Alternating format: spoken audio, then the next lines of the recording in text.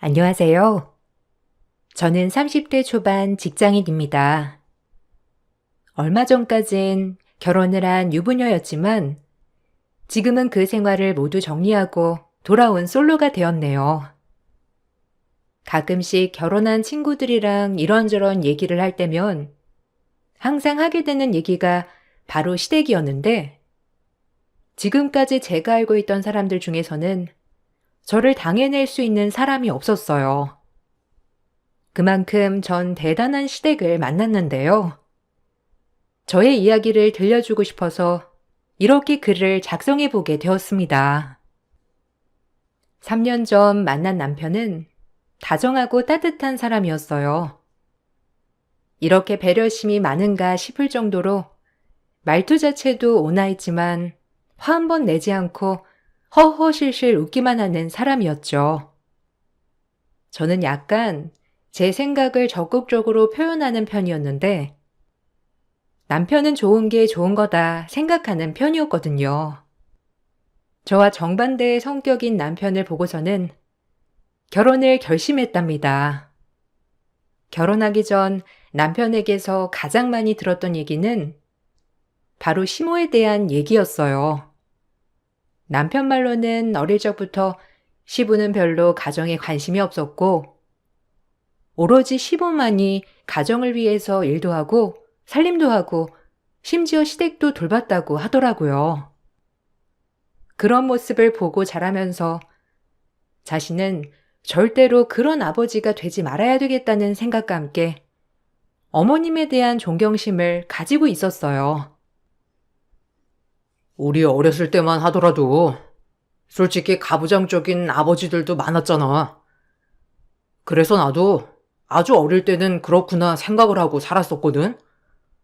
근데 살면서 보니까 그게 아닌 거야. 아빠는 가족한테 별로 신경도 안 쓰고 엄마만 항상 바빴지. 시댁 행사는 어찌나 그렇게 많은지. 항상 행사 치르고 나서 엄마가 집에 오면 녹초가 되어 있으시곤 했어. 그럴 때도 아빠는 괜찮은데 엄마는 너무 힘들어 하시니까 난 그걸 보면서도 이상하다 생각했었거든. 난 진짜 엄마가 대단하다고 생각해. 그 예전에도 엄마는 일도 하시고 살림도 하시고 뭐든 다 잘하셨으니까. 정말 대단하시다, 어머님. 아직 뵌 건 아니지만 용철 씨 어머님에 대해서 들으면 들을수록 진짜 대단하시다 생각해. 그럼 지금도 어머님 일하고 계셔? 우리 집도 엄마가 일을 하시긴 했는데 아빠랑 두 분이서 항상 나눠서 일을 하셨었거든. 그런 모습을 보고 컸는데 용철 씨는 어머님께서 많이 고생을 하신 것 같네. 용철 씨 집에 행사도 엄청 많다고 하지 않았어? 맞아. 우리 한 달에 두세 번씩 대소사가 너무 많아서 엄마가 고생 진짜 많이 했어. 집안일들도 엄마 없이는 제대로 돌아가지 않으니까 매번 엄마가 계셔야 했다니까. 지금 생각해봐도 엄마 정말 대단해. 어떻게 돈도 벌고 살림도 하고 대가족 일도 다 받겠어. 나는 그런 엄마 보면서 항상 대단하다고 생각했어. 동생들은 그런 엄마가 좀 억잡스럽다고 생각하는 것 같은데 난 그렇게 했으니까 지금 우리 가족이 있는 거라고 생각해. 용철 씨는 그럼 어머님 하시는 걸 보고 자랐으니 와이프에 대한 기대감도 그만큼 높은 거 아니야? 지금은 다들 집안일이며 다 나눠서 각자 하고 살잖아. 나는 그런 게 자연스럽고 맞다고 생각하는데 용철 씨는 어떻게 생각해? 설마 나도 어머님처럼 이것도 잘하고 저것도 잘하겠지 생각하고 있는 거 아니지? 미리 말하지만 나는 청소며 빨래며 음식이며 다 잘 못해. 에이, 처음부터 잘하는 사람이 어디 있어. 나도 못해. 다혜는 그래도 머리가 좋으니까 금방금방 익히겠지. 솔직히 나도 우리 엄마 같은 사람은 없다고 생각해. 그렇지만 난 아버지 보면서 내 와이프는 저렇게 고생 안 시켜야지 생각했거든. 그러니까 다혜도 나랑 결혼하면 고생하지 않고 행복하게 해줄 자신 있어. 두고 봐. 결혼 전 들었던 시모는 정말 말 그대로 슈퍼우먼이셨어요. 만남을 갖기 이전부터 시모에 대해서 여러 번 들었던 터라 정말 기대를 많이 했는데 막상 만났던 시모는 고생을 정말 하셨을까 싶을 정도로 고상하신 분이셨어요. 그렇지만 첫 인사를 할 때부터 범상치 않다는 생각은 하고 있었죠. 심지어 저희 집에 놀러와 친구들도 시모를 처음 듣고서는 시집살이가 장난 아닐 것 같다는 말을 농담 삼아 하기도 했지만 결혼 준비하면서는 별다른 터치 없이 준비가 되었어요. 결혼 후 저희는 그 전보다 더 바빠졌고 저와 남편은 쉬는 날이 맞지 않았는데요. 남편은 스케줄 근무라 주말이라고 해서 쉬는 것이 아니었고 저는 평일에만 근무하고 주말에는 쉬었어요. 그러다 보니 결혼하고서도 양가 부모님께 인사를 드리러 가지 못했었는데 어느 날 주말에 같이 쉬는 날이 잡히게 되어서 그날 시댁 식구들을 불러 식사를 대접하게 되었습니다. 그날 전 시댁 식구들이 식사만 하시고 가는 줄 알았는데 시모는 다음날 근처에 볼 일이 있어서 겸사겸사 주무시고 가시겠다고 하시더라고요. 저는 얼떨결에 알겠다고 말을 했죠. 그렇게 하룻밤을 주무시고 나서 이른 아침 출근을 위해 나가려고 하니 밖에서 달그락거리는 소리가 많이 나더라고요.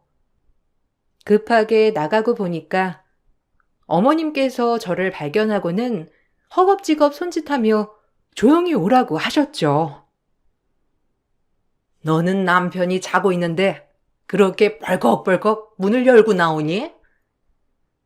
안 그래도 너 이제 일어날 시간일 것 같아서 기다리고 있었는데 아무리 기다려도 너는 나오지도 않고 원래 이렇게 늦게 일어나서 나가니? 그러면 아침은 누가 차려서 먹어?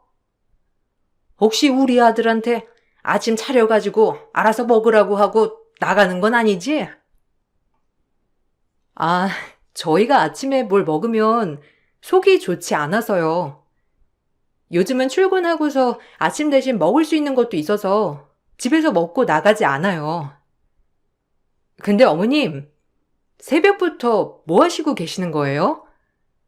저는 이제 출근을 해야 해가지고요. 오늘은 일찍 가봐야 해서 오늘 남편 쉬는 날이니까 오랜만에 어머님 같이 데이트라도 하세요.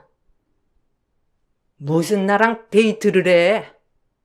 근데 너는 어제 시댁 식구들 온다는 거 다 알면서도 오늘 쉬질 않는 거니?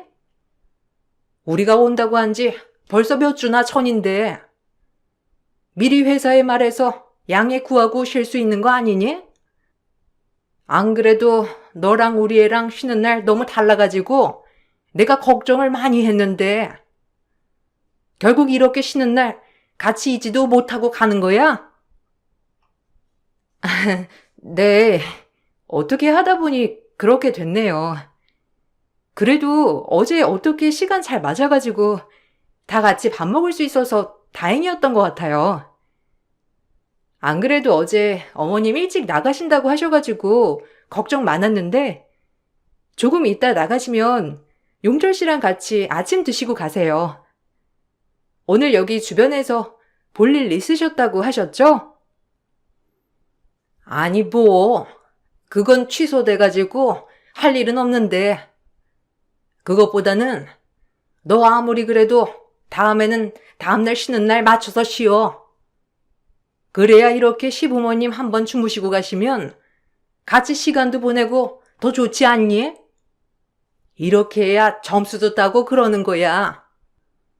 너 오늘 출근한다고 해서 내가 얼마나 놀랬는데 너희 시아버지도 말은 안 했지만 얼마나 놀랐는지 아니? 알았지? 시모는 시댁 식구들이 오는 날이면 그 다음 날까지 일정을 비워둬야 한다고 말을 하셨는데 전 그 말을 듣고서 너무나 황당했어요. 사실 얼마 전에 친정아빠 생신일 때 스케줄이 맞지 않아서 저 혼자 다녀왔던 적도 있었거든요. 그날을 어떻게 알았는지 저에게 연락이 와서 자기 아들 일 빼기에 미리 말하지 말라며 저에게 신신당부를 하셨었죠.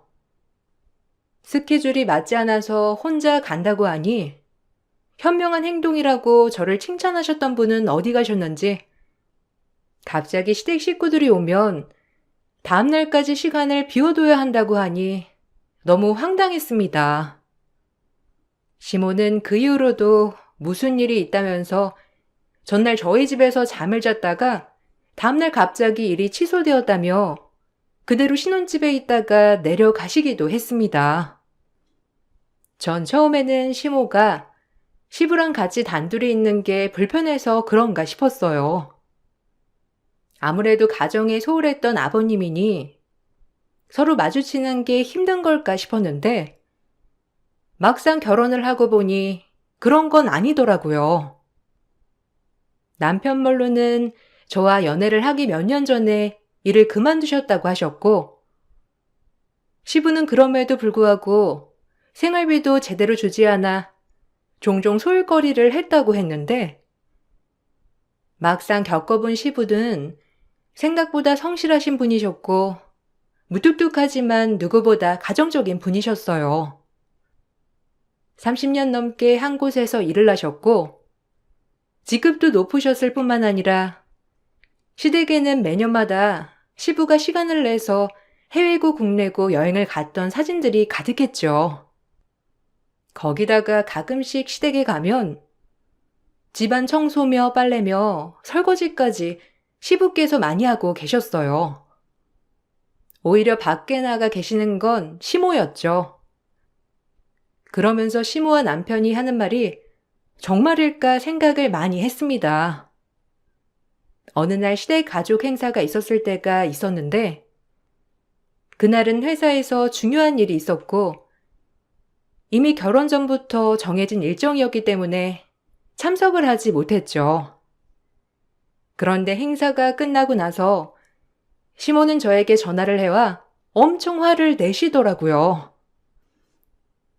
예, 너 아무리 그래도 가족 행사는 참석을 해야 하는 거 아니니? 우리가 어려운 일을 요구하는 것도 아니고 가족 행사만이라도 잘 참석을 해달라 말을 한 건데 어떻게 이렇게 관심이 없을 수가 있어? 너 오늘 행사 있었던 건 알기나 하니? 용철이가 너 신경 쓸까봐 괜찮다고 했겠지만 네 시아버지가 얼마나 화가 났는지 알아? 아무리 그래도 결혼하고 처음 행사인데 꼭 참석해야 하는 거 아니니? 아, 어머님. 근데 저 아버님께도 연락을 드렸어요. 안 그래도 용철 씨가 저한테 아버님께서 중요하게 생각하시는 행사라고 하셔서 결혼하고 나서 그 소식 듣자마자 아버님께 연락드렸거든요. 그래서 괜찮다고 하셨고 저도 회사 일이 급했기 때문에 못 간 거예요. 오늘도 아버님 전화 와서 괜찮다고 신경 쓰지 말라고 하셨는데 어머님께는 많이 화가 나신다고 하셨어요? 아니 뭐 네 시아버지가 네 앞에서 화났다 어쩌다 할 수나 있겠니? 그런 생각이 들어도 어른으로서 괜찮다고 말을 하는 거지. 내가 너한테 나쁘라고 말해주는 게 아니라 다들 솔직히 많이 화났어. 네가 결혼하고 나서 가족으로서 처음으로 함께하는 행사인데 참석도 안 하니까 얼마나 화가 나겠어. 너 그러지 말고 이제라도 와서 무릎 꿇고 빌어. 근데 저 아까 전에도 아버님이랑 통화도 했고 괜찮다고도 하셨는데 용철 씨도 가서 분위기 보니까 그런 분위기는 아니라고 해서요.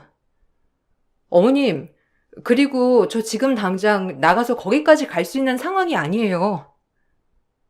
전화도 어머님이 너무 급하시다고 하셔서 잠깐 틈나는 대로 전화 드린 건데. 아니 넌 무슨 애가 핑계가 그렇게 많니? 다들 너한테 말을 못해서 그렇지. 뒤에서는 얼마나 널 욕하는지 알기나 해. 솔직히 아무리 세상이 변했다고 해도 며느리라면 와서 이것저것 행사도 도와주고 그래야 하는 건데 네가 얼마나 미움받고 있는지 알기나 하니? 내가 너 미워하지 말라고 방패막이 돼주고 있는데 너는 어떻게 그런 식으로밖에 말을 못해? 내가 그러면 널 지켜주고 싶은 마음이 생기겠니? 결혼하고 첫 행사를 참석하지 못하자 시모는 불이 나게 저에게 전화를 해서 화를 내셨고 전 이미 양해를 구한 일이라고 했지만 시모는 어르신들이라 다들 직접적으로 말은 못하는 것이지 뒤로는 다들 욕한다며 말하셨습니다. 전 일도 정말 급하고 힘들었지만 시모의 말을 듣고 정말 그런 상황일까 걱정이 태산이었어요.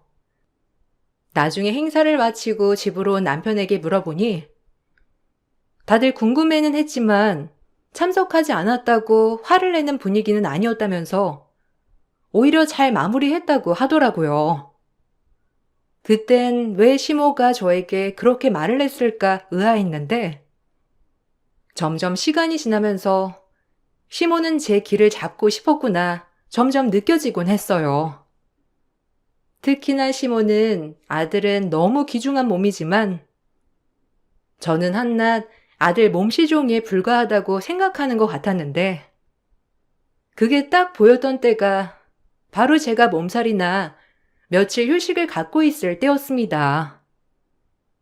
승진을 위해서 이것저것 겹쳐서 일을 하다 보니 몸살이 심하게 나게 되었고 회사에서 쓰러져서 난리가 난 적이 있었어요. 다행히 회사 측에서 저를 많이 배려해 주셔서 며칠 푹 쉴 수 있게 해 주셨죠. 그런데 어떻게 알았는지 시모께서 다짜고짜 말도 없이 집에 찾아오셨더라고요. 문을 열어보니 두 손 가득 비닐봉지를 들고 계셨는데 절 보자마자 윽박 지르셨습니다. 너 지금 뭐하니? 내 손에 들고 있는 거 안 보이니? 얼른 들고 들어가. 내가 너 오늘 휴일이라고 해서 부랴부랴 장 보고 왔어. 너 전에 내가 쉬는 날에 연락하라고 했는데 왜 연락도 안 하니? 아니 이렇게 며칠 내내 쉴 거면 미리 연락이라도 해주면 좋잖아. 그러면 더 좋은 재료로 장 보고 올 걸. 아니다. 너 데리고 장 보러도 같이 갈 걸 그랬는데. 아유 정말. 어머님, 이게 뭐예요? 갑자기 왜 장은 보고 오신 거예요? 전화도 없이 오셔가지고 놀랐어요. 저 오늘 쉬는 날 아니었는데 어떻게 알고. 그리고 이건 왜 이렇게 많이 사오신 거예요? 양파며 당근이며 요리해 주시려고요? 혹시 저 아프다고 용철 씨가 말한 거예요? 아, 어머님, 장 안 보셔도 되는데 저희 집에서 이것저것 많이 해먹는 것도 아니고 괜찮아요. 내가 그러니까 여기까지 이 고생하면서 온 거야. 네가 집에서 음식해서 먹으면 이렇게 아플 일이 있겠니? 너도 이렇게 비실대는데 우리 아들은 얼마나 속이 곪고 있겠어? 네가 집에서 밥을 제대로 한 끼 해먹어야 얘가 살이 찌지. 매번 볼 때마다 말라 삐뚤어지는 모습 보면 내가 얼마나 속상한지 아니? 너 당장 부엌으로 들어가서 이거 재료들 다 손질하고 있어. 손질 다 하면 부르고 우리 아들 좋아하는 음식 어떤 건지 내가 오늘 알려줄 테니까 똑같이 하기만 하면 돼. 네? 음식이요? 어머님, 저 어제 회사에서 쓰러졌어요. 쓰러져가지고 지금 일도 엄청 밀려있는데 그거 그냥 제쳐두고 쉬고 있는 거예요. 회사에서도 당장 급한 일 있는데도 배려해주고 있는데 무리할 수 없어요, 어머님. 음식 배웠으면 좋겠다고 생각하시면 제가 일 어느 정도 마무리되면 그때 배울게요. 근데 오늘은 못해요, 어머님. 일할 몸 상태도 아니고요. 원래 여자는 다들 한 번씩 쓰러지기도 하고 몸도 약해지고 그러는 거야. 뭐 나는 안 그런 줄 아니? 그리고 회사에서 쉬라고 하는 거는 그만큼 가정에 소홀히 하지 말라는 뜻도 있는 거지. 니들 밥도 잘 안 해 먹고 그러니까 아픈 거야.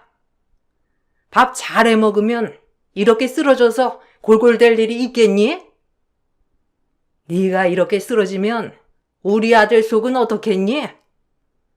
너 위에서도 배워야 하는 거니까 힘들어도 참아. 약 먹었지? 약 먹었으니까 끄떡 없어. 시모는 제가 펄펄 끓는 열이 나고 있음에도 불구하고 아랑곳하지 않고 재료들을 손질하라면서 명령하셨습니다. 대꾸할 기운조차 없었던 저는 남편에게 긴급하게 연락했고 올 수 없다고 말하던 남편은 제가 며느리 자리 그만하겠다고 강경하게 나가자 부랴부랴 집으로 왔더라고요. 남편을 부른 것을 보고서는 시모는 황당해하며 화를 내셨지만 남편은 시모를 달래 모시고 나갔죠. 다시 들어온 남편은 엄마도 너무하긴 했지만 그래도 대충 맞춰주면 되는 걸 일을 크게 만든다면서 제 잘못도 있다고 했어요. 전 남편의 말을 듣고서는 너무 억울하고 분한 생각이 들었어요. 제 몸이 아프지 않았던 것도 아니었는데 열이 펄펄 끓는 순간에도 전 시모의 요구를 맞춰주는 사람으로 봤다 생각하니 너무 답답하더라고요. 그렇지만 결혼 1년도 되지 않았고 그냥 기싸움일 수도 있겠다 생각하고 넘어가기도 했어요. 여러 가지 상황들이 있었지만 한 달에 한 번 전 남편의 시할머니를 뵈러 가기도 했어요. 연애를 할 때부터 남편이 꼭 가야 하는 일이라고 말을 했어서 저 역시 결혼하고는 함께 가게 되었는데 결혼 전에는 남편 혼자서도 잠깐 갔다 왔던 일이었는데 결혼하고부터는 시모가 항상 같이 따라다녔어요. 가서는 남편은 방에 쉬게 두고선 저만 자꾸 밖에서 마당 정리를 하라는 둥, 그릇을 정리하라는 둥, 별의별 일들을 다 시켰습니다. 제대로 쉬지 못하게 일만 시키는 것을 보고서는 전 남편을 불렀는데 시모가 같이 와서 저에게 잔소리를 하셨죠. 아니 넌 이거 하나도 제대로 못해가지고 어떻게 졸졸 남편 오라고 불러대니? 이게 어려운 것도 아닌데 너 혼자 해도 충분히 할 수 있는 걸. 어떻게 좀 쉰다는 애를 꼭 불러서 부려먹어야 되니? 아유 정말 뭐 하나 제대로 하는 것도 없어. 너 내가 안 오고 애랑만 오면 우리 아들한테만 하라고 시켰을 거 아니야? 어머님, 저도 일해요. 평일에는 저도 일하고 남편만큼 저도 일주일에 2번만 쉬고요. 그중에 하루 이렇게 오는 거예요. 심지어 전 평일에 남편보다 더 늦게 근무할 때도 있는데 왜 저는 안에서 쉬지 못하고 밖에 나와서 어머님 시키는 일 혼자서 해야 하는데요. 남편이 저보다 힘들게 일하고 있는 것도 아니고 비슷한 일 하고 있는데 어머님께서 저만 너무 쉬면서 일하는 걸로 생각하시니 너무 서운해요. 어머, 얘 말하는 것 좀 봐. 네가 여자라서 꼼꼼하니까 시키는 거야. 얘가 해봤자 꼼꼼하면 얼마나 뭘 더 할 수 있겠어?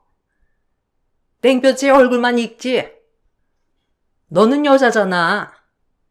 남자애보다 훨씬 손끝도 야무지고 꼼꼼할 텐데 2번 일하는 것보다는 한 번에 잘하는 게 낫지 않아? 그리고 너는 운동도 하고 체력도 좋잖니. 그래서 잘할 수 있을 것 같아서 그런 건데 너 그렇게 말하면 내가 더 서운하지. 여보, 이거 솔직히 얼마 안 되는데 너무 심보가 그런 거 아니야? 엄마는 이거 전에 혼자서 1시간이면 다 했어. 여보, 진짜 엄마한테 많이 배워야 되겠다. 어떻게 시간이 이렇게 지났는데 반도 못했어? 아무래도 요령이 없나? 엄마, 그래도 엄마는 이거 금방 다 했잖아. 역시 엄마 진짜 대단해. 엄마는 와이프보다 훨씬 더 어릴 때 시집 와가지고 이런 거 혼자 싹 다 했는데. 아이고, 우리 아들 그런 것도 다 기억하고 있어? 내가 너무 척척 다 해버려가지고 우리 아들 눈만 더 높아졌겠네. 그렇다고 해서 그런 건 너무 당연하게 생각하면 안 되는 거 알지? 요즘은 나처럼 하나부터 열까지 척척 잘하는 사람이 어디 있어? 어떠한 일이든 제가 잘 못하거나 도움을 요청하면 그때마다 남편은 시모는 그것보다 훨씬 더 잘했다면서 말하고 시모는 엄마 같은 여자는 없다며 쿵짝이 잘 맞았어요. 그런 모습을 보면서 저는 남편과 결혼을 했다기보다는 남편과 시모 사이에 끼어있는 듯한 느낌이 들었습니다. 모자 사이가 얼마나 애틋했는지 저를 위한 날에도 두 사람은 서로에 대한 애틋함만 가득했어요.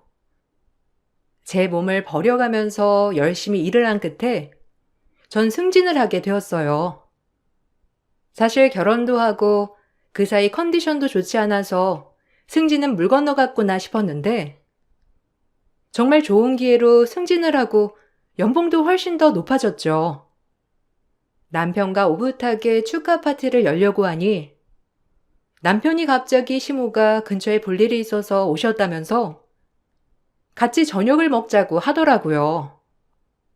저는 순간 내키지 않았지만 알았다고 말을 했고 집에 와보니 이미 시모가 와 계신 상태여서 저는 부랴부랴 단골 식당에서 음식을 주문했습니다. 음식이 오고 나서부터 시모는 하나하나 다 타박을 하셨어요. 어머님, 뭐 음식이 입에 좀 안 맞으세요? 그래도 저랑 남편이랑 자주 불러 먹는 곳인데요. 음식도 깔끔하고 맛도 있어요. 재료도 신선하고요. 바로 조리해서 오니까 어머님께도 맞으실 것 같아서 주문한 건데 좀 입에 안 맞으세요? 오늘 좋은 날이라서 오랜만에 먹으려고 주문한 거예요. 전에는 거의 저녁 차려서 먹긴 했거든요. 혹시 입에 안 맞으시면 다른 거 주문해 드릴게요. 뭐가 괜찮으세요? 너는? 그러게 나한테 음식을 배우라고 하니까 아직까지 이렇게 배달 음식이나 먹이고 있는 거니? 우리 아들 속이 예민해가지고 이런 바깥 음식 먹으면 배탈 나고 속도 안 좋아지는데 아휴 내가 정말 속상해서 곱게 키운 아들 결혼하고 점점 몸이 상해가는 것 같아가지고 내가 얼마나 속상한지 너는 모르지?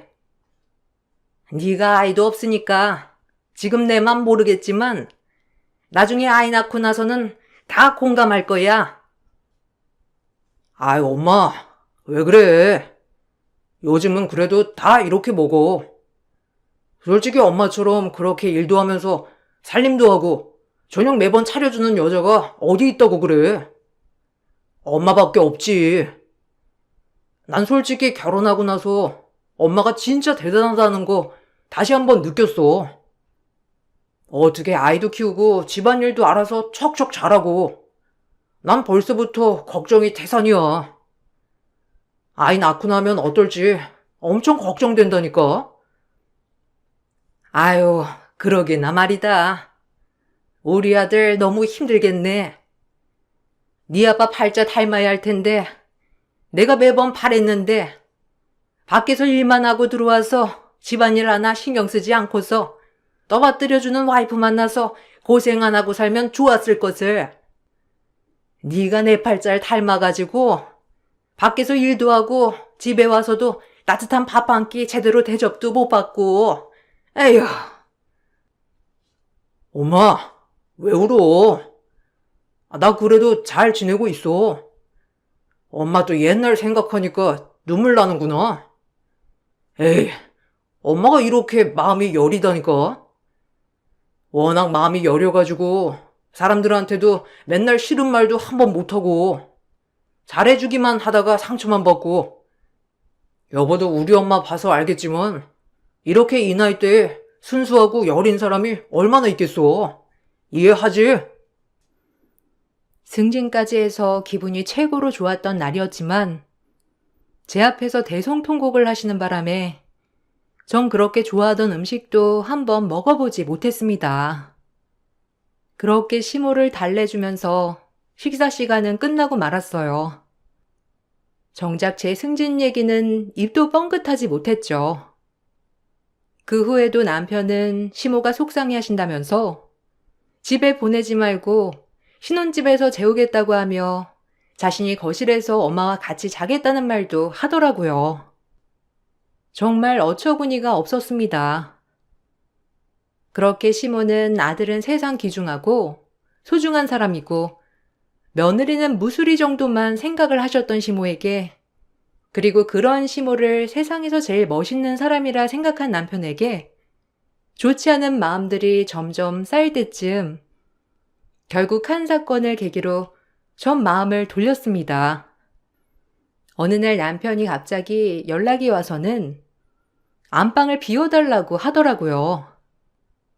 쉬는 날이라 왜 그런가 싶어서 보니 몇 시간 뒤에 출근을 했다던 남편이 시할머니를 모시고 집으로 왔어요. 전 너무나 깜짝 놀라서 있었는데 바로 시어머니께서 전화를 하셨죠. 할머니, 거기 도착했지? 뭐 어련히 우리 아들이 알아서 잘 모셔갔겠지만 며칠은 네가 좀 할머니 모셔야 되겠네. 오늘 휴일이지? 출근하기 전에 회사에도 미리 좀 말해두렴. 짧으면 한 달 정도, 길면 두세 달은 있으셔야 하니까 그렇게 알고 휴가 좀 잡아두면 좋을 것 같네. 어차피 다음 주부터 너 휴가 쓰는 거 아니니? 한 달만 휴직하면 나도 가서 있을 거니까 너무 걱정하지 말고. 네? 그게 지금 무슨 말씀을 하시는 거예요? 갑자기 저희 집에 시할머니께서 오시는 게 무슨 말씀을 하시는 거예요? 혹시 저보고 시할머니 여기서 모시라고 하시는 거예요? 저보고 회사 쉬라고요? 어머님, 저 그렇게 못해요. 회사에 말해도 받아주지도 않을 거지만 제가 그렇게 해야 할 이유는 없을 것 같아요. 어머님은 어디 가신 거예요? 아, 나 동창들이랑 남도 일주 가고 있어. 예, 너 지금까지 시댁에 뭐 해준 게 있니? 안 그래도 시댁에서 네 얘기 계속 나오고 있는데 내가 계속해서 커버하는 게 얼마나 한계가 있는지 알아? 이참에 뭐라도 제대로 하나 해야 하지 않겠니? 그나마 시할머니 니네 집에서 모시는 건 어려운 것도 아니야. 밥만 제때 차려다 드리면 되는 걸 너 뭐가 힘들다고 난리야? 내가 이렇게 쉬운 일로 생색낼 수 있게 자리 깔아준다잖아. 손주 며느리 도리는 해야지. 다른 걱정하지 말고 시할머니 잘 모시고 손주 며느리 도리를 다 거라. 알고 봤더니 시모는 갑자기 쓰러지신 시할머니를 저에게 맡기려고 했던 것이었어요. 저에게는 한마디 상의도 하지 않은 채 시댁에는 시모가 직접 돌보겠다고 말을 해놓고서는 시할머니를 저희 집으로 모셨던 거죠. 나중에 시아버지께서 이 사실을 아시고서는 고모와 함께 신혼집에 오셔서는 저에게 사과를 하시곤 시할머니를 다시 모셔 가셨어요. 듣다 보니 시모가 갑자기 시할머니 퇴원을 하실 때가 되니 병원도 가깝고 저와 얘기도 다 끝냈다면서 무작정 모시고 왔던 것이었어요. 그렇게 전 갑작스러운 상황을 겪게 된 것이었죠. 시할머니가 오셨을 당시 남편도 시할머니가 기운도 없으시니 저에게 뭐라 할 일은 없을 거라며 대수롭지 않게 말을 해서 전 이 상황이 뭔가 싶었어요. 그러다가 그날 바로 시부와 고모님이 오셔서는 저에게 사과를 하시니, 그래, 이렇게 심각한 일이구나 다시 한번 느끼게 되었죠. 시할머니가 가시고 나서 남편은 너무나도 해맑게 저에게 잘 됐다며 말을 하더라고요. 다음날 시모는 저에게 연락이 왔는데 시할머니를 왜 보냈냐며 다짜고짜 화를 내셨습니다. 너 지금 제정신이니? 어떻게 시할머니를 보낼 생각을 해? 내가 말 안 했니? 너한테 시댁에 잘 보일 구실 하나 만들어준다고 했잖아. 고마워하기는커녕 고모한테 알리는 게 지금 말이나 되니? 네가 제정신이야? 내가 정말 어이가 없어가지고. 너 지금 여기 동창회에서 말하니까 다들 너 욕하고 난리도 아니야. 이 정도로 심각한 얘긴데 너 그렇게 철없이 행동하니? 너 이렇게 하다가는 나한테도 미움 받는 거야. 시댁에 이쁨 받아야 할 거 아니야? 당장 시할머니 모시고 와. 제가 왜요? 어머님이야말로 지금 저한테 뭐 하시는 거예요? 시할머니 이미 몇 주 전부터 아프셨고 병원에 입원하신 지도 꽤 되셨잖아요. 그런데 어머님 한 번도 병실에 가보신 적도 없으셨는데 아버님이 모시겠다고 하니 어머님이 갑자기 나타나셨다면서요. 어머님, 아버님이 할머니 모시겠다고 하셔서 그러지 않으려고 저희 집에 모시고 가라고 하신 거예요? 네가 그런 거에 결정권이 어디 있어? 시애미가 하라고 하면 하는 거지. 왜 이렇게 말이 많아? 그리고 너네 집 가장인 우리 아들이 동의한 일이야. 우리 아들이 결정한 걸 네가 만들 토를 다냐고. 너도 며느리 도리는 해야 할 거 아니니? 내가 다른 거 바라는 것도 아니고 너한테 날 돌보라고 했어? 나 대신 손주 며느리 도리라도 다 하라는 건데 뭐가 문제야? 아줌마나 며느리 도리해. 어따 대고 나보고 며느리 도리를 운운해? 나 더 이상 못하겠으니까 네 귀한 아들도 데리고 당장 나가. 그렇게 애틋한 아들 평생 감싸 안고 살지 장가는 왜 보낸 거야? 남의 집 귀한 딸은 당신이 무슨 이유로 고생시키냐고. 염치가 없어도 유분수지. 아줌마, 고상한 척 연기나 그만해. 당신 그 속내 썩은 내가 진동하니까. 전 퀵으로 남편에게 이혼 서류를 보내고 바로 하와이행 비행기를 탔습니다. 사실 그 전부터 이혼에 대해서는 계속해 고민을 하고 있었어요. 남편은 어느 날부턴가 시모를 쉬는 날마다 은근슬쩍 집으로 모시고 왔고, 저는 그 사실도 모른 채 퇴근하고 집에 가 마주했던 적도 여러 번이었거든요. 그렇게 피곤함을 이끌고 시모 시중까지 들었었는데, 거기다가 시부랑 다투기라도 하신 날에는 일주일이고 2주일이고 신혼집에 계시다가 가시는 바람에 집이 한 번도 편한 적이 없었어요. 그 와중에 저에게 상의조차 하지 않으시고는 시할머니를 무작정 집으로 데리고 온 것을 계기로 저는 이 집에서 발을 빼기로 했습니다. 전 지금까지의 모든 부당대우에 대한 자료로 이혼을 청구했어요. 당연히 남편은 받아들일 수 없다며 난리가 났죠. 그렇지만 전 이미 하와이로 떠난 상태였고 이혼 소송은 제 대리인이 참석을 했습니다. 저희는 아이도 없었고 결혼 기간도 2년도 채 되지 않았기 때문에 크게 복잡한 문제는 없었어요. 거기다가 결혼을 하면서도 그때는 그냥 여유로운 사람이 더 해가면 되지 않나 싶어서 집도 제가 다 해갔는데 그걸 다 되돌려 받을 수 있었죠. 여기에 위자료까지 받을 수 있었습니다. 처음 위자료를 지급해야 하는 것이 결정됐을 당시 시모와 남편은 온갖 욕들로 시작되는 메시지를 보내왔습니다.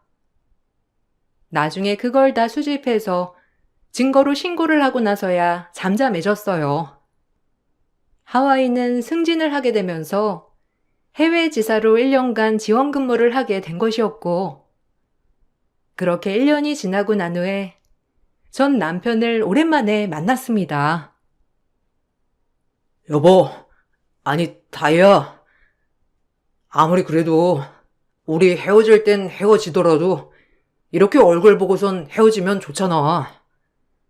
안 그래도 너랑 얘기하고 싶은 말 많았는데 어떻게 해외에 나가버릴 수가 있어? 엄마가 진짜 화났어. 당신이랑 오해가 있는 것 같다면서 얼마나 속상해서 밥도 안 드시고 힘들어 하셨는지 알아? 그래도 지금은 많이 마음 풀리셨으니까 당신이 한 번만 수그리고 들어가자. 뭔 개소리야. 내가 왜 수그려? 오늘 만나자고 한 것도 다시는 연락하지 말라고 하려고 만난 거야. 그래도 한 번 얼굴은 보고 확실하게 해야 할 것 같아서. 당신은 내가 언제고 참을 줄 알았겠지만 당신 네 집, 아니 당신 네 모자 사이에 낄 여자는 아무 데도 없어. 평생 그냥 엄마 옆에서 마마보이로 살아. 당신은 어떻게 그런 말을 해? 그런 애 아니잖아. 우리가 잠시 오해로 인해서 그런 거고 원래 결혼하고 1, 2년은 많이 다툰대. 그래서 그래. 엄마가 저번 일은 엄마도 미안한 점 있으시대. 엄마가 이렇게 당신한테 먼저 화해 손길 보냈는데 받아주지도 않을 거야? 그래도 한 번 만나서 얘기라도 들어봐줘. 네가 이 모양인데 무슨 얘기 듣니? 그 아줌마는 더 엉망진창일 텐데. 내가 왜 당신이 엄마 타령하는지 정말 궁금했는데 당신은 엄마 인정만 받고 살아서 그런 거였어. 당신처럼 찌질한 사람이랑 더 이상 같은 공간에 있고 싶지도 않거든? 다시 한번 나 찾아오기만 해. 그러면 정말로 온갖 것 다 싸잡아 고소할 테니까. 남편은 끝까지 엄마의 잘못도 있지만 제 잘못도 있다면서 말을 했고, 그 말을 듣고서는 일말의 희망조차 남아있지 않았어요. 그렇게 남편과의 연은 완전히 끝나게 되었습니다. 그 후로 남편은 선도 많이 봤던 것 같더라고요. 그런데 다들 시모의 치맛바람에 남편과 연애조차도 하지 않았다 들었어요. 남편은 뭐가 문제인지 모르는 듯 했지만 아마 그 주변에서는 문제를 다 알고 있는 것 같아요. 저와 이혼을 하면서 시모는 시부와도 별거를 시작하셨다고 하더라고요. 시부께서는 시모가 그 정도까지 저에게 할 것이라고는 생각조차 못 하셨다며 마지막에는 미안하다 말을 하셨어요. 시모가 별거를 시작하면서 전 남편이 바로 들어갈 줄 알았는데 1년이 지난 지금도 남편은 시모와도 따로 살고 있다고 해요. 이게 무슨 애틋함인가 싶네요. 전 지금은 너무나 행복하게 잘 지내고 있습니다. 무엇보다 저를 사랑하는 사람들과 함께 시간을 보내면서 저를 아끼고 소중하게 대해주고 있어요. 제 긴 사연을 들어주셔서 감사합니다. 여러분들도 항상 행복하시길 바랄게요. 안녕하세요. 저는 35살에 정말 충격적인 경험을 하게 된 여자입니다. 그저 행복한 미래를 꿈꾸며 제2의 인생을 시작했지만 모든 건 뜻하는 대로 이루어지지 않았어요. 즐기고 즐겼던 인연 이제 끝날까 합니다. 여러분들께서도 제 이야기를 들어보시고 좋은 의견이 있으시다면 지혜를 나눠주시길 바랍니다. 남편은 현재 37살이며 매사에 항상 성실하고 남을 배려할 줄 알고 주위 사람에게 인성 바르다며 동네에서 소문이 자자한 남자입니다. 하지만 그런 모습이 결혼하고 나서 진실이 아니었다는 게 밝혀지고 말았어요. 조금씩 자신의 성격을 드러내더니 결국 밑바닥까지 찍고 오더라고요. 남편은 한식 뷔페를 운영하고 있고 저는 바로 옆 건물에서 안경점을 운영하고 있었습니다. 남편이 운영했던 한식 뷔페 식당은 가격도 저렴하고 반찬 가짓수도 많아서 손님들이 점심시간만 되면 줄 서서 기다려야 할 정도로 평판이 좋았어요. 저는 한 곳에서 안경점을 운영한 지 3년 정도 되었고 한식 뷔페는 1년 정도 되었었죠. 좋았던 건 한식 뷔페에 사람들이 몰리다 보니 식사를 마치고 가끔 안경점에 들려주시는 분들이 종종 있으셨어요. 그래서 알게 모르게 도움을 받고 있었습니다.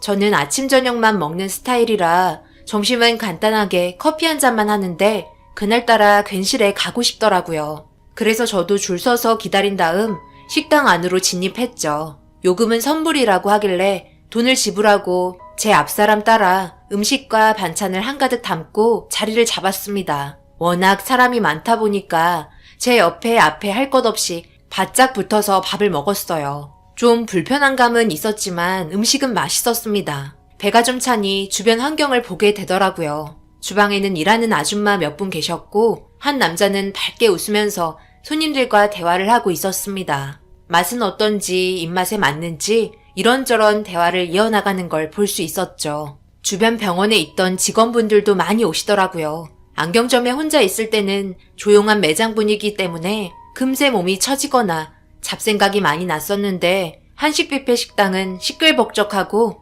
사람들이 북적이다 보니 저도 덩달아 기분이 좋아지더라고요. 그렇게 주변을 둘러보며 자리에서 일어나려고 하는데 식당 주인인 사장이 제 앞에 다가왔고 후식 챙겨주면서 제가 안경점을 운영하고 있다는 걸 알고 있었는지 최근에 시력이 안 좋아진 것 같다고 조만간 시간 될 때 안경점에 한번 들리겠다고 먼저 말을 붙였습니다. 일단 손에 계속 들고 있던 후식을 건네받았고 나중에 안경점에 오시면 잘해드리겠다고 하곤 준비해주신 후식 먹고 식당을 나왔습니다.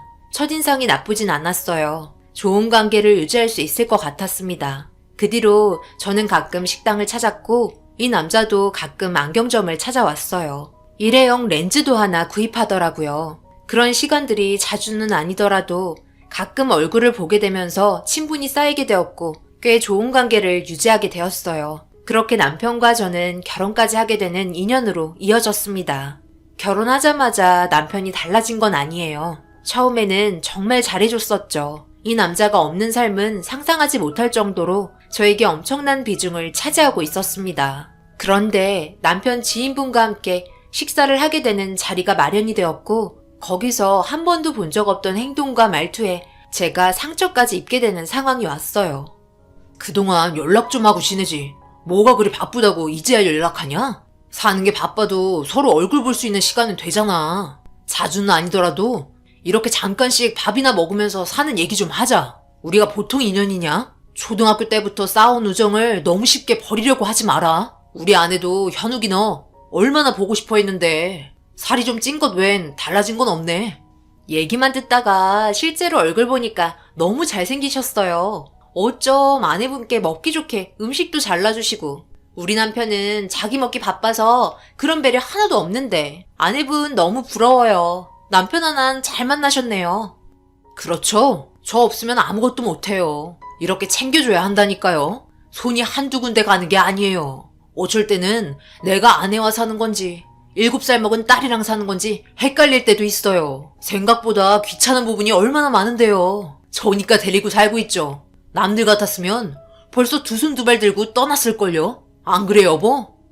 남편이 웃자고 얘기한 말인지 아니면 속으로 생각만 하고 있었던 감정을 드러낸 건지 알 수 없는 행동과 말들로 사람 기분을 들었다 놨다 하는데 기분은 좋지 않더라고요. 남편 친구분과 아내는 뭐가 웃기다고 깔깔거리는데 제 기분은 좋지 않았습니다. 저를 그냥 안주거리 삼아 씹고 있는 느낌이었거든요.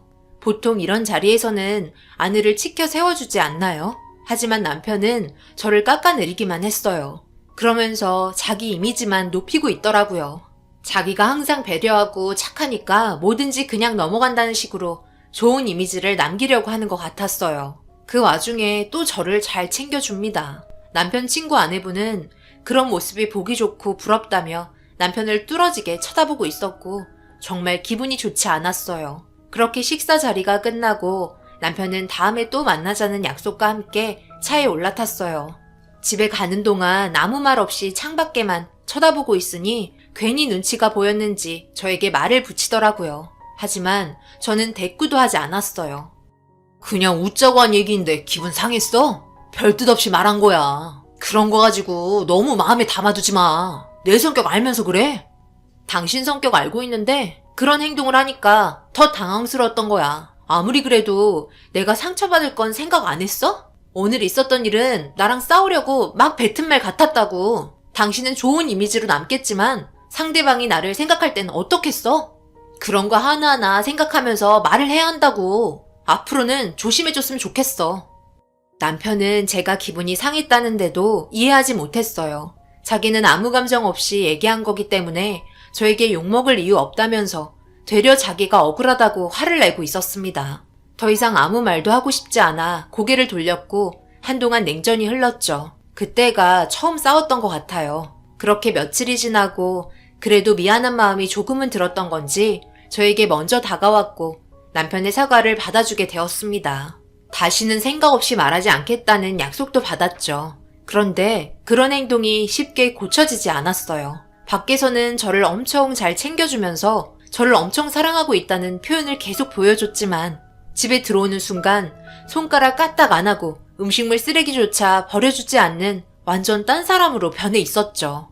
그런 문제가 계속해서 반복이 되다 보니 어떤 모습이 진실된 모습인지 헷갈리기 시작했고 밖에서 사람들과 만날 때 남편이 저에게 잘해주는 행동들이 역겨워지기 시작했어요. 거부감이 들었죠.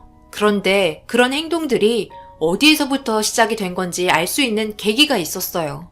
주말에 시댁에 가서 저녁 식사를 같이 하고 싶다며 시부모님께서 오라고 전날 얘기하셔서 별다른 스케줄이 없어 남편과 함께 시댁에 갔어요. 시어머니는 장 봐둔 게 없다며 저와 함께 시장에 가길 원하셨고 어머님과 단둘이 데이트를 하게 되었어요. 여기저기 구경하더니 과일을 파는 곳에서 어머님께서 걸음을 멈췄고 뭘 사야 할지 고민하고 있었습니다. 저에게 뭐가 좋을 것 같냐며 물어보시는 상황에서 과일가게 사장님이 말을 붙였어요. 어머, 따님이세요? 엄청난 미인이시네. 여기 똑 닮은 애플망고 있는데 요즘 없어서 못 팔아요. 좀 전에 누가 왕창 사가고 몇 개 안 남았네요. 싸게 드릴 테니 따님이랑 맛있게 드세요. 좋겠어요. 같이 데이트도 하시고. 제 딸이 아니라 며느리예요. 그리고 솔직히 미무는 제가 더 낫지 않나요? 애플망고랑 닮았다는 말이 왜 이리 웃긴 건지. 사장님 장사 멘트 너무 속보인다. 그리고 데이트하러 나온 게 아니고 짐꾼이 필요해서 데리고 나온 것 뿐이에요. 우리 아들 맛있는 음식 만들어주려고 나온 거지. 며느리 밥 해준다고 시장에서 장 받겠어요? 저랑 똑 닮은 애플망고 주세요. 시어머니의 말투에 너무 충격이었죠. 남편과 어찌 똑 닮았는지 그 엄마의 그 아들이었습니다. 그때부터 기분이 좋지 않았지만 그 정도는 넘길 수 있었어요. 그런데 시장에서 장 보는 내내 저에게 잘해주는 척 하면서 저를 칭찬해주는 말을 듣게 되거나 단둘이 있을 때는 시어머니 모습이 180도 달라졌습니다. 체력적으로 힘든 것보다 정신적으로 많이 지쳐있는 상태에서 시댁에 돌아왔고 정신없이 저녁 준비를 하기 시작했어요. 그런데 이상하게 시장에서부터 속이 좋지 않았어요. 울렁거림이 약간 멀미하는 것처럼 느껴졌었고 힘들게 준비한 음식 앞에서 제대로 먹지를 못했습니다. 시어머니는 힘들게 준비한 음식 깨짝깨짝 거리는 게 보기 싫었는지 먹는 게 형편없다며 한 소리 하셨고 시장에서부터 속이 울렁거리기 시작했다니까 그래서 인상이 좋지 않았냐고 기분 좋지 않은 말투로 화를 내셨어요. 아버님은 무슨 일 있었냐고 물어보셨고 어머님은 기다렸다는 듯이 시장에서 있었던 일들을 말하기 시작하셨습니다.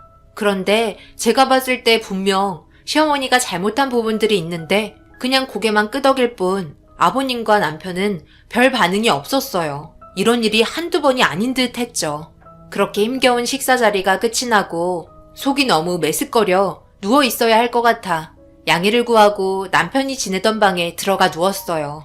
눈 좀 붙이면 괜찮아질 줄 알았는데 메스꺼움은 점점 더 심해졌고 도저히 참을 수 없어 화장실에 가서 그동안 먹었던 걸 전부 쏟아내고 말았습니다. 그 모습을 지켜보고 있던 남편과 시부모님께서 저를 이상하게 쳐다봤고 어머님이 혹시 임신이 아니냐는 말에 설마 했지만 남편이 약국에 가서 사가지고 온 테스터기로 확인해 본 결과 빨간 줄이 2개로 그어져 있었습니다. 아버님은 축하한다며 좋아해 주셨는데 시어머니와 남편은 표정이 별로 좋지 않았어요. 제가 임신을 했는데도 축하한다는 말을 해주지 않더라고요.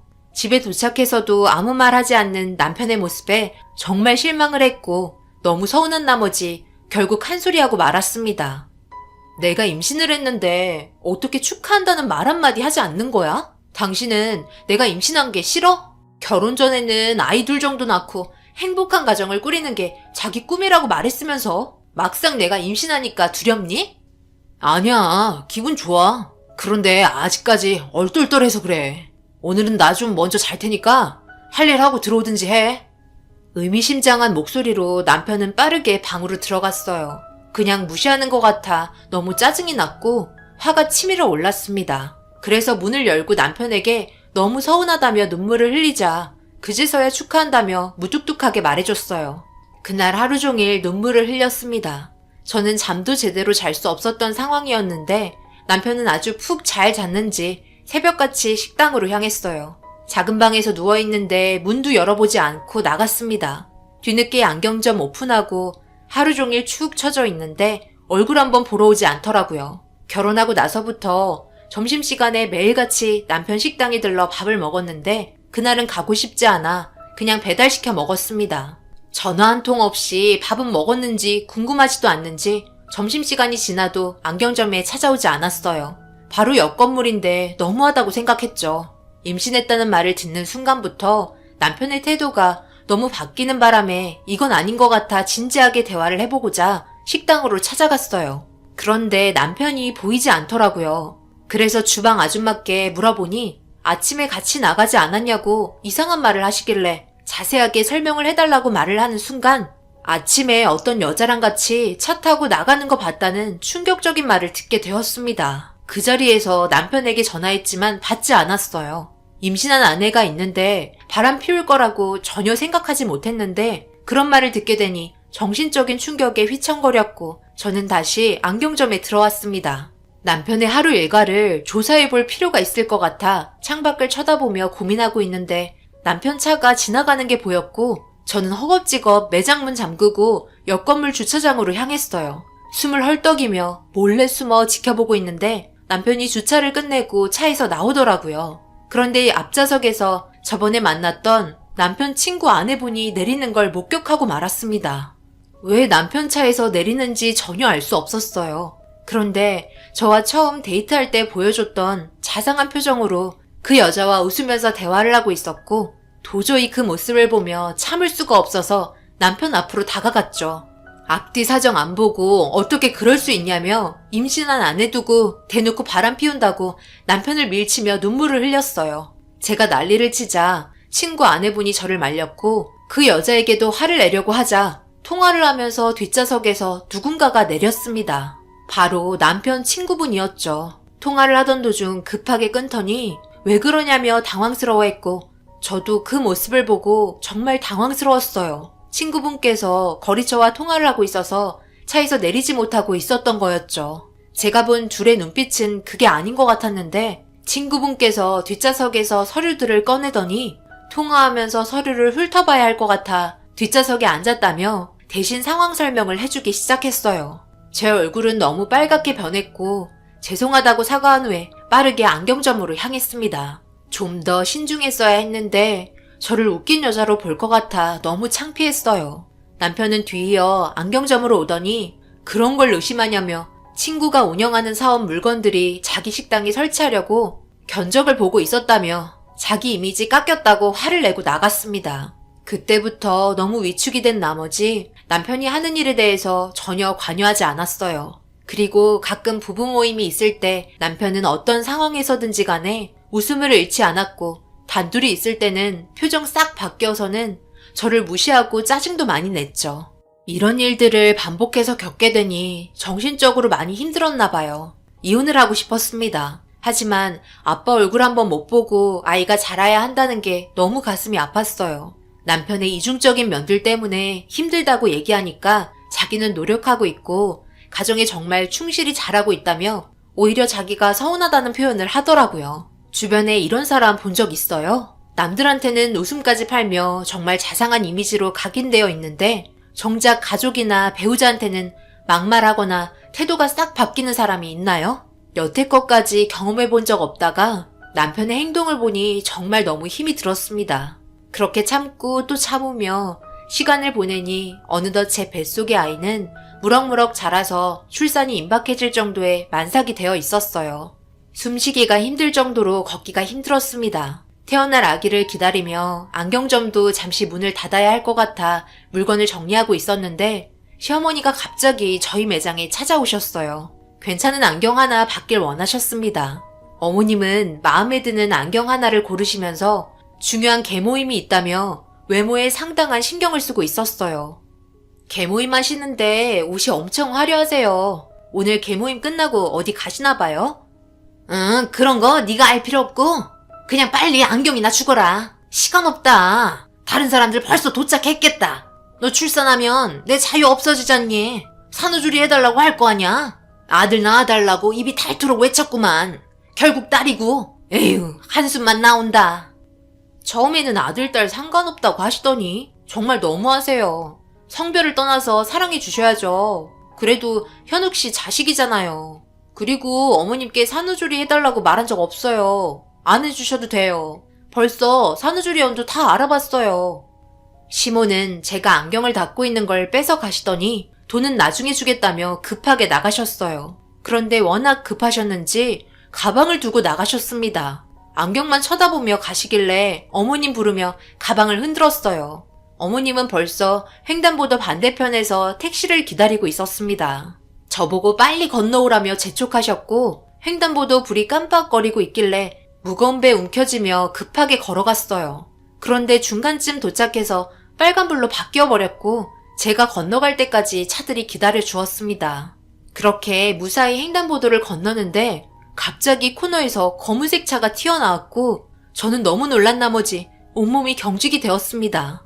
그리고 검은색 차는 멈추지 못하고 저랑 부딪히고 말았어요. 아무런 대응도 하지 못하고 엄청난 충격으로 인해 정신이 희미해지기 시작하는데 시어머니의 말이 제 귓속에 울려 퍼지면서 정신을 잃었습니다.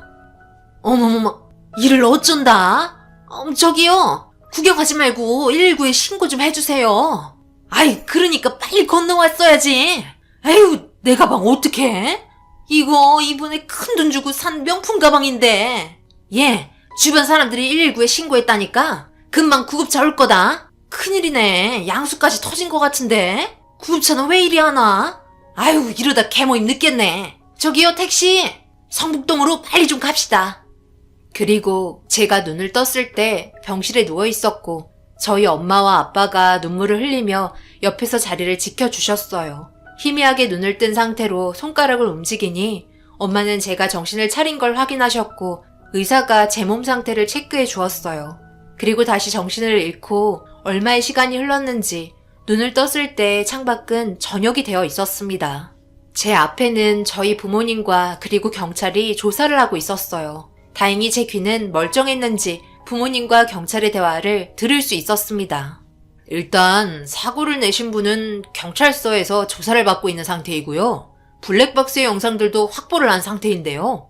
수사를 해보니 누군가에게 쫓기는 듯한 대화 내용이었어요. 뒷좌석에 타고 계시던 분이 여기 누워 계신 분의 남편 되시는 것 같은데 운전한 여성분의 관계가 의심스럽네요. 최종 목적지가 모텔로 나오는데 블랙박스 내용을 보면 여성분의 남편에게 들켜서 쫓기는 상황이었고 너무 급하게 달리다 보니 운전이 미숙한 여성분께서 브레이크를 밟지 않고 당황했는지 엑셀을 밟으셨네요.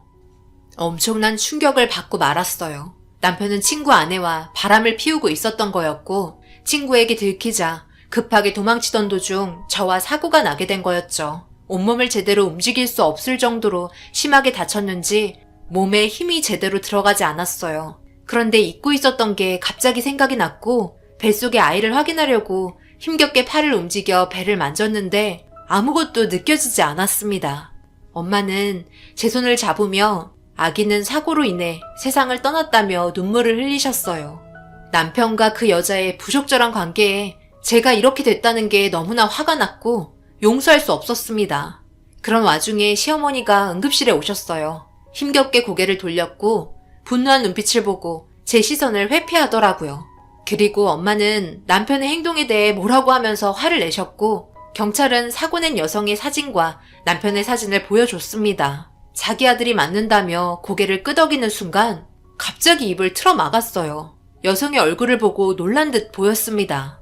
그러더니 불안한 표정으로 손을 떨기 시작했고 저는 힘겹게 입을 떼며 내 아기 살려달라고 울부짖었네요.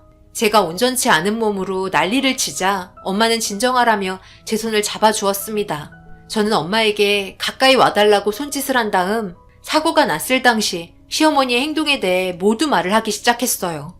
옆에서 듣고 있던 시어머니 실신하듯 털썩 주저앉더니 아무 말도 못하고 있었습니다. 엄마는 시어머니의 멱살을 잡으며 한 가족이고 어떻게 사람이 그럴 수 있냐며 다른 사람의 약속은 중요하고 임신한 몸으로 사고가 난 며느리는 세상 떠나도 상관없냐면서 난리를 치셨어요. 아무 말도 하지 못하고 고개를 떨구신 시어머니 입에서 죄송하다는 말이 나왔어요.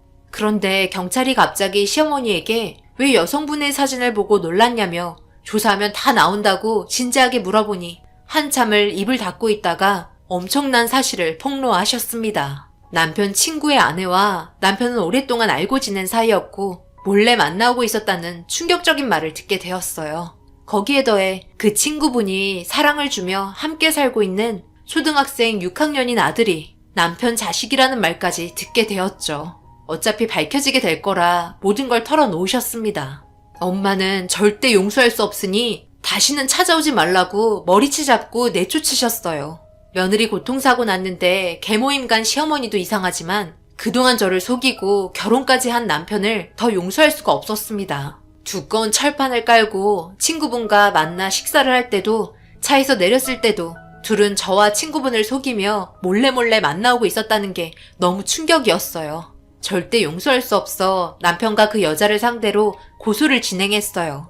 제 몸이 회복이 될 때까지 부모님께서 저를 대신해 법적인 절차를 처리해 주셨습니다. 그런데 누군가 노크를 하며 들어왔어요. 학생이 조심스럽게 들어오더니 갑자기 저에게 무릎을 꿇더라고요. 눈물을 흘리면서 자기 엄마 한 번만 용서해달라며 애원하고 있었습니다. 팔은 안으로 굽는다고 그래도 부모라고 생각하는지 엄마를 용서해달라며 찾아온 학생을 보니 참 안타까웠습니다. 하지만 용서해줄 수가 없었어요. 그동안 믿고 있었던 남편의 배신과 세상을 떠난 아이를 생각하면 그 여자에 대한 분노는 하늘을 찔렀죠. 그래서 제가 임신했을 때 시어머니와 남편이 표정이 좋지 않았던 걸 알게 되었네요. 아버님은 아무것도 모르는 상태인 것 같았습니다. 알게 된다면 아마 가만두지 않았겠죠. 제발 한 번만 용서해달라는 학생에게 미안하다고 단호하게 잘라 말했고 너희 부모는 벌을 받아야 될 잘못된 행동을 저질렀기 때문에 용서받을 수 없다고 얘기하고 내보냈습니다. 눈물을 흘리면서 병실을 떠났을 때 제 가슴도 너무 아팠습니다. 아이가 무슨 잘못이 있다고 저런 상처를 받아야 하나요? 지금 현재 다행히 몸은 많이 회복이 된 상태이며 걸어다니는 게 조금 불편하지만 금방 회복될 거란 의사의 말에 열심히 재활치료하고 있어요. 그리고 아직 법적으로 처리해야 할 일들이 많이 남아있네요. 그 여자에게 징역을 살게 할지 손해배상을 청구해야 할지 고민입니다. 수사할 때 모르고 엑셀을 밟았다고 진술했지만 저는 왜 일부러 사고를 낸 것 같다는 생각이 들까요? 마음 같아선 징역을 보내고 싶지만 눈물을 흘리며 자기 엄마라고 용서해달라는 학생이 계속 눈에 걸리네요. 우리 아기는 빛도 못 보고 떠났는데요.